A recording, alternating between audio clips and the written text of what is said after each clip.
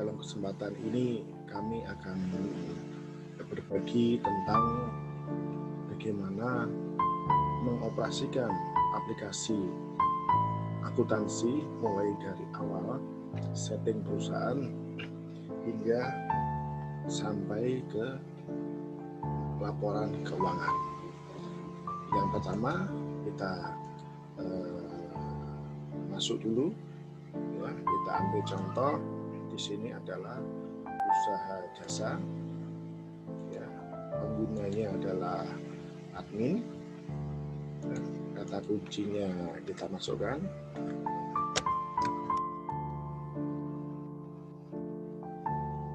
Lalu kita masuk.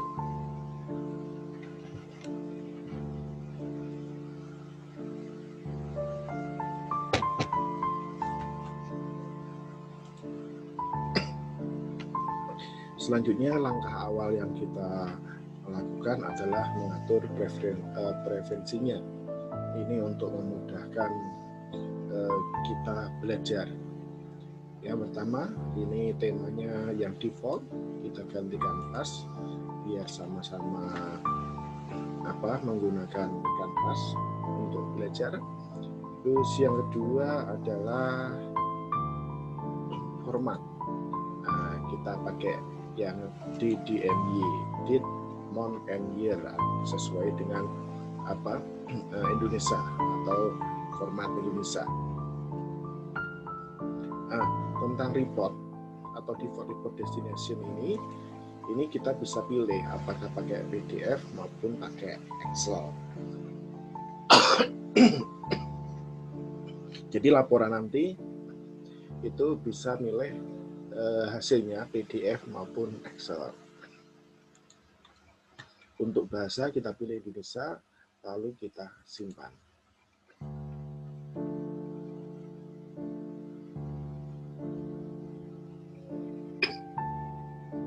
Nah, ini tampilannya sudah berbeda dan sama dengan yang lain, memudahkan untuk belajar.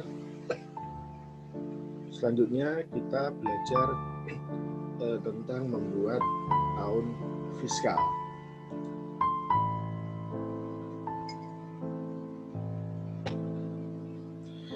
Nah, tahun fiskal ini bertujuan untuk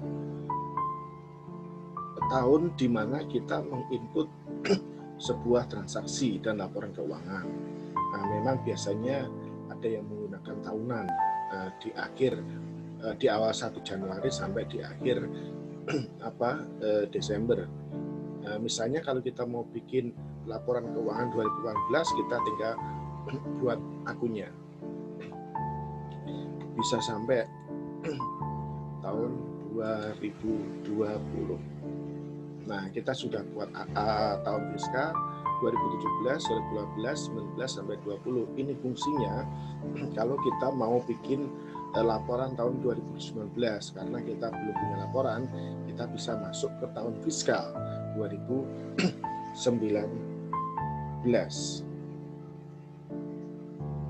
Selanjutnya mengatur perusahaan.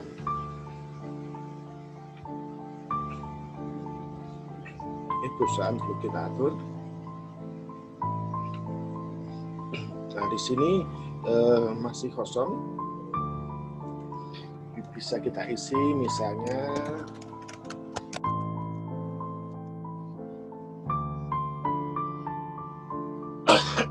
bisa jasa,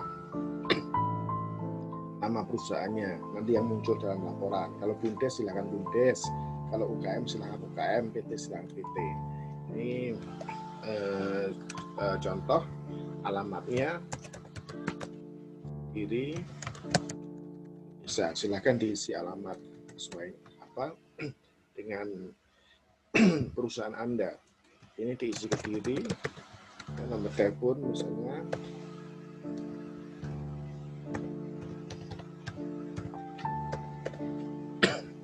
nomor fax, alamat email. Nah, kita ambil contoh ini. Alamat email ini penting karena aplikasi ini bisa otomatis mengirim tagihan, invoice, laporan, Nah, kalau kita sudah bisa mengisi email ini, nanti tinggal klik saja sudah terkirim, misalnya tagihan, penawaran, order dan lain-lain. Ini kita kosongi, nggak apa. Ini kita ambil contoh. Nah, ini logo perusahaan. Kalau mau ditampilkan logo, nah ini zona waktu kita di Indonesia bagian barat. Nah, ini kalau laporan kita kepingin ada logonya dikasih ini, di tentang ini, ya. Terus jangan lupa kita memilih tahun fiskal, kita pakai 2020 karena kita menginput transaksi di tahun 2020. Nah, batas waktu login ini ada 1800 detik, artinya aplikasi ini akan secara otomatis logout atau keluar ketika 1800 detik. Ini untuk mengantisipasi agar waktu kalau kita meninggalkan komputer dan lain-lain, karena ini data penting, data keuangan, maka sangat berbahaya apabila dipegang orang lain. Maka secara otomatis ketika 1800 detik ini akan logout sendiri. Lalu kita simpan.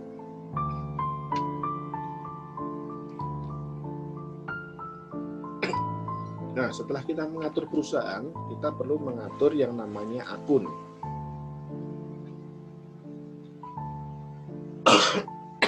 Akun ini sangat penting karena informasi keuangan yang kita peroleh itu tergantung dari akun yang kita buat. Misalnya, kalau kita kepingin akun piutang jasa kredit, kita bikin akunnya. Kalau kepingin kita bikin atau kita ingin tahu informasi tentang berapa biaya listrik yang kita keluarkan, itu juga tergantung kita dalam membuat akun. Sehingga aplikasi ini kita bisa memodifikasi sesuai dengan perusahaan yang sesuai dengan jenis transaksi di perusahaan kita. Untuk membuat akun itu ada 3, yaitu kelas akun, grup akun, dan akun GL. Nah, grup akun ini biasanya ada harta, ada kewajiban, ada pendapatan, dan biaya. Harta dan kewajiban ini nanti akan tampil dalam neraca, pendapatan dan biaya ini nanti yang akan tampil dalam laporan laba dan rugi. Nah, ini secara default atau secara langsung sudah ada di sini mengenai kelas akunnya. Selanjutnya grup akun. Grup akun itu merupakan bagian dari kelas akun. Nah, sebagai contoh di sini ada kas, itu masuk harta, piutang usaha, dan lain-lain, inventaris. Nah, inventaris ini persediaan untuk perusahaan di bidang jasa. Inventaris ini kalau kita bingung, persediaan, kita bisa buat namanya bukan lagi inventaris, tapi persediaan. Simpan.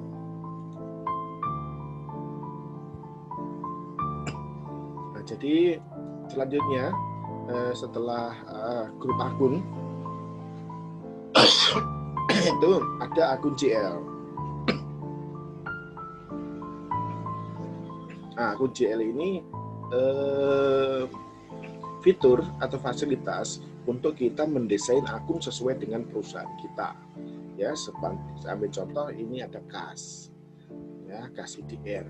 Karena aplikasi ini dibuat secara default untuk internasional, maka ada dolar dan ada rupiah atau IDR. Tetapi yang akun-akun tidak kita gunakan nanti secara otomatis tidak tampil dalam laporan keuangan kita. Nah, ini kasnya bisa kita hapus, ya, kas saja.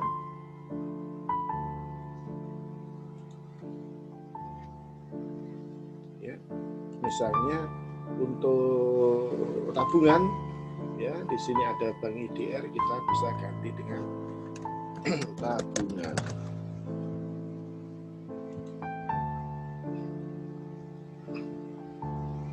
Nah, di sini ada piutang usaha.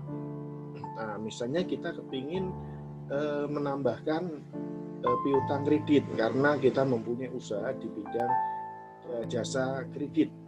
Nah, berarti kita perlu nambah suatu akun. Ya, kalau di sini akun piutang secara umum, ini akun piutang misalnya kredit. Nah, di sini yang perlu kita perhatikan yang pertama adalah nomor akun, yang kedua adalah nama akun. Nomor akunnya 1200, ya, nama akunnya piutang usaha. Jadi kalau kita mau bikin perlu diperhatikan ini.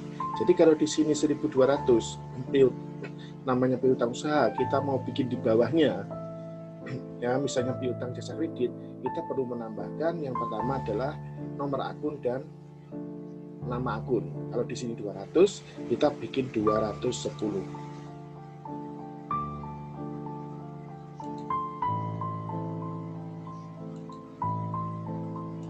$1.210.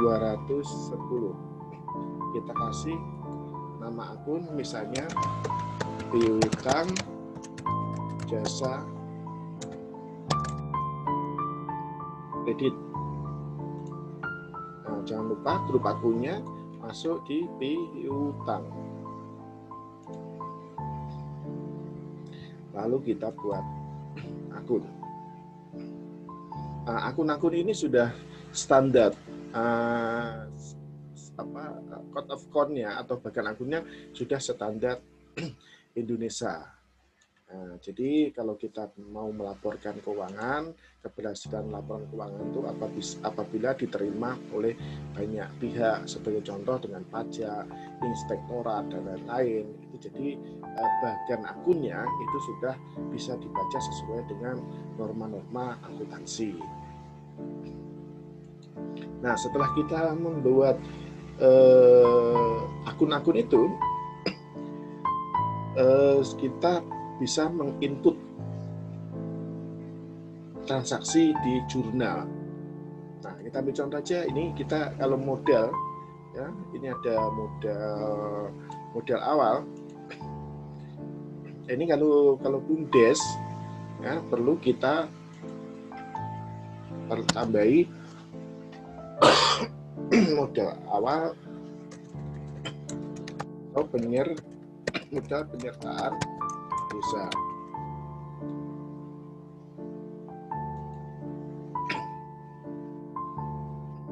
Nah, sekarang setelah kita mendesain akun-akun sesuai dengan kebutuhan, kita menginput jurnal. Akun ini bisa dirubah sewaktu-waktu atau ada kebutuhan kita bisa tambah, tidak harus di depan. Nah, kita input jurnal. Nah, ketika kita input jurnal, sebagai contoh adalah dana awal atau penyertaan modal dari BUMDes, maka kita pilih modal awalnya. Nah, modal penyertaan desa, kita ambil contoh adalah 100 juta.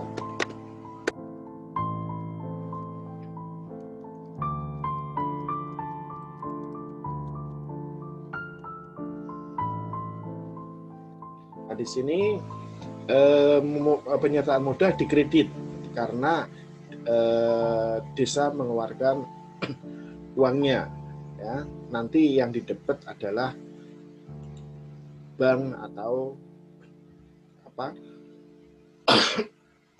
kas. Nah, dari modal desa yang dikredit, uang dimasukkan kemana? Misalnya dimasukkan ke rekening desa. Nah, di sini juga 100.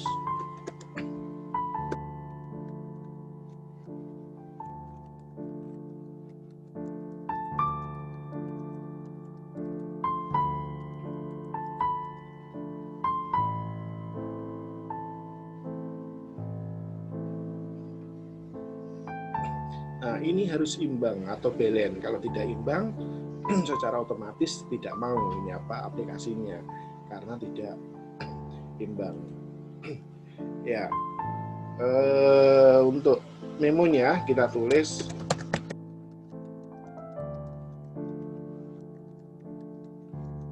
lalu kita proses.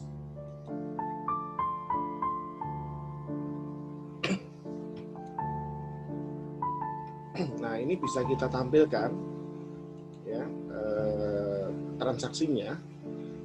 Nah, di sini modal desa 1 juta dimasukkan ke tabungan. Kalau mau dicetak untuk bukti boleh. Cukup kita cetak, kita siapkan printer, sudah akan tercetak.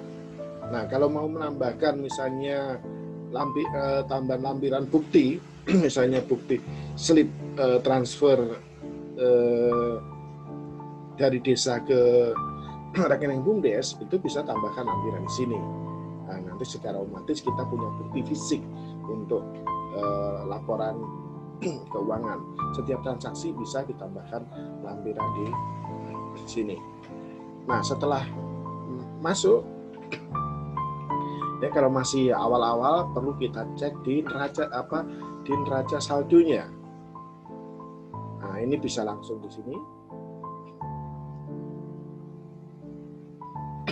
Nah, di sini secara otomatis ya harta kita 100 juta itu diperoleh dari mana? Diperoleh dari modal. Sehingga dengan laporan seperti ini kita bisa menyampaikan uang dari mana diperoleh, digunakan untuk apa. Ini yang laporan di sistem. Kalau ini yang laporan bisa di printing atau bisa di print. Jadi ini neraca saldo. Perlu kita lihat bagaimana hasil neraca saldonya.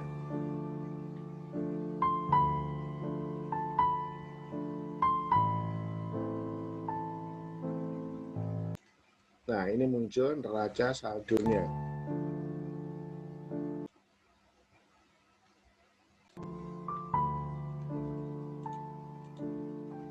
Nah, dari sini. Nah, di sini sudah bisa membuat laporan keuangan neraca dengan bercerita modal dari uang dari mana digunakan untuk apa. Sementara ini karena masih ada 2 transaksi, jadi uang dari desa ditabung di tabungan atau rekening BUMDes.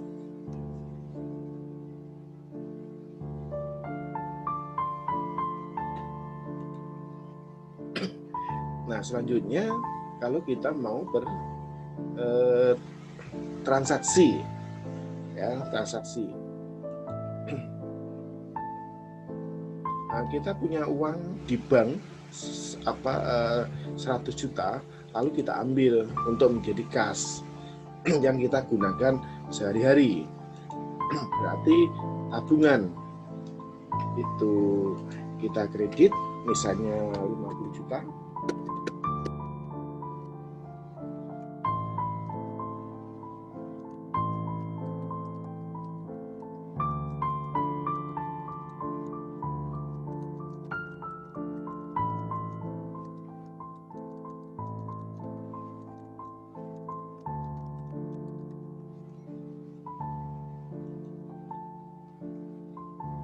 Ya, dari tabungan dimasukkan kas sebesar 50 juta.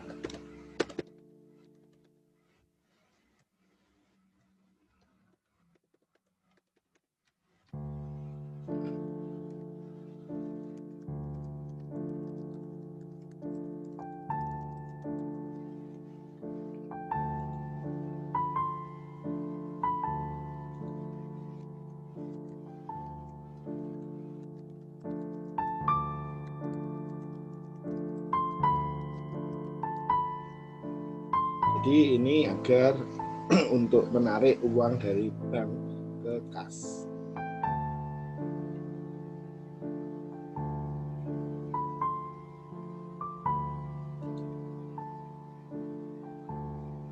Nah, berikut tampilannya. Ini bisa dicetak juga untuk membuat laporan. Nah, selanjutnya kita lihat ya, kalau masih awal belajar akuntansi atau mengaplikasikan ini, sering-sering kita lihat hasilnya, neraca saldonya seperti apa. Nah, di sini sudah kelihatan. Ya, nah ini akhirnya apa? Karena kita ngambil tabungan ke kas, secara otomatis kasnya 50 juta, tabungannya menjadi 50 juta. Nah, sekarang kita misalnya ada pendapatan.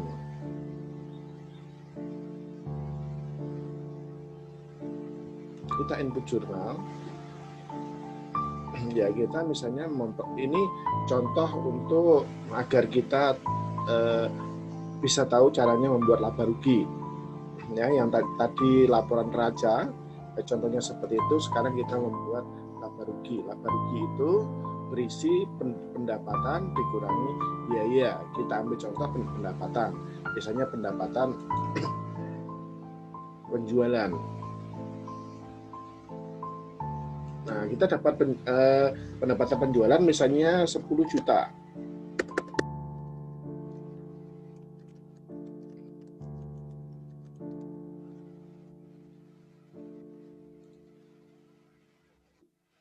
Nah, kita tambah.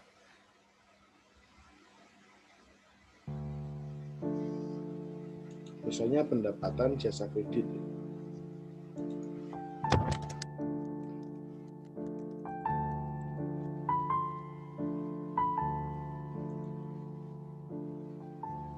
Nah, pendapatan ini dimasukkan ke kas. Jadi pendapatan dimasukkan kas. Nilainya harus sama, 10 juta.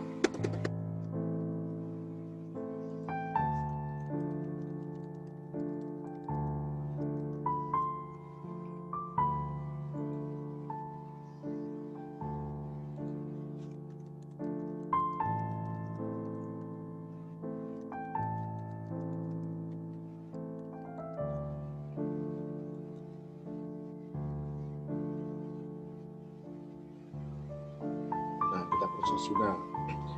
Dengan memasukkan pendapatan ini, otomatis karena ada pendapatan, maka muncullah namanya laba rugi.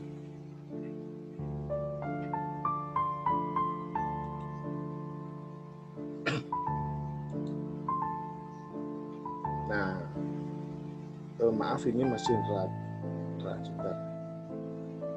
Nah, ini muncul ya dengan penjualan 10 juta. Maka kita dapat untung itu 10 juta, kita penjualan 10 juta, pendapatan penjualan 10 juta, nah kita maka dapat untung 10 juta. Sekarang misalnya ada biaya listrik dan lain-lain.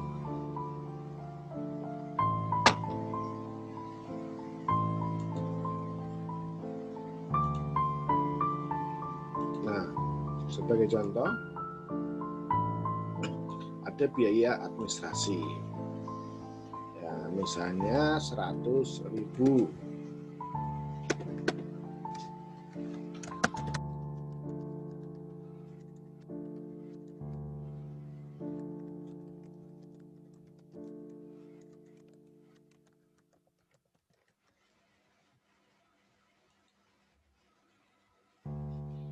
Biayanya di debit, biaya administrasi itu diambil dari kas, maka kasnya yang di kredit.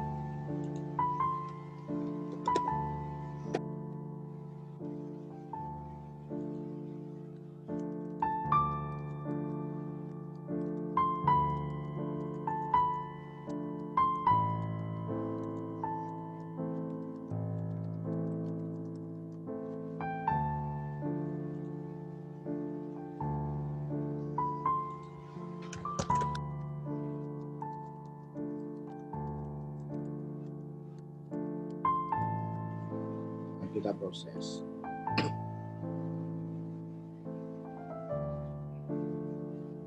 Nah, dari sini kita cek karena laba rugi itu pendapatan dikurangi biaya, maka dengan ada biaya itu akan berpengaruh terhadap laba rugi dari yang sebelumnya tadi. Jadi kita cek dulu laporan di akun GL-nya. Kita lihat laba ruginya.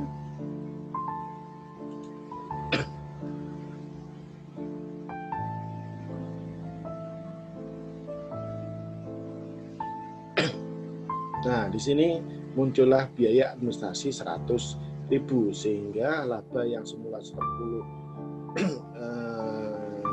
juta menjadi 9.900.000. Ini laporan tentang laba ruginya. Nah, ini tinggal print saja. Nanti kalau lebih rinci, lebih banyak pendapatan, misalnya ada pendapatan dari simpan pinjam, ada pendapatan dari wisata dan lain, bisa masuk di sini. Nah, begitu juga biaya, ya, biaya administrasi, biaya SDM dan semua itu nanti masuk di bawah. Dan di akhirnya adalah tentang labanya atau ruginya berapa. Di sini laba 9.900.000. Nah, selanjutnya, apakah laba itu berpengaruh terhadap neraca? Nah, kita cek neracanya.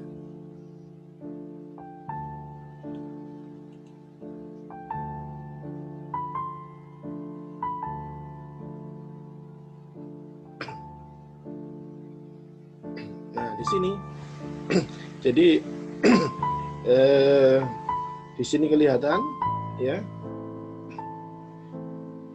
kas menjadi 59, sebelumnya 50 juta. Kenapa?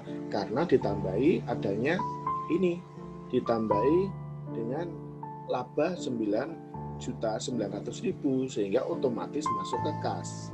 Nah, dengan begitu, ya, otomatis kekayaan perusahaan atau BUMDes menjadi 100.900 yang semula adalah 100 juta.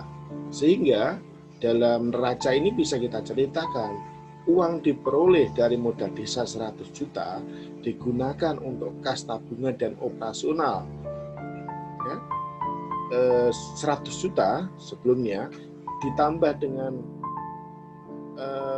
pendapatan 9 juta menghasilkan perubahan kekayaan atau ekuitas 109.900.000. Ya, begitu cara menyampaikan sebuah laporan keuangan secara sederhana.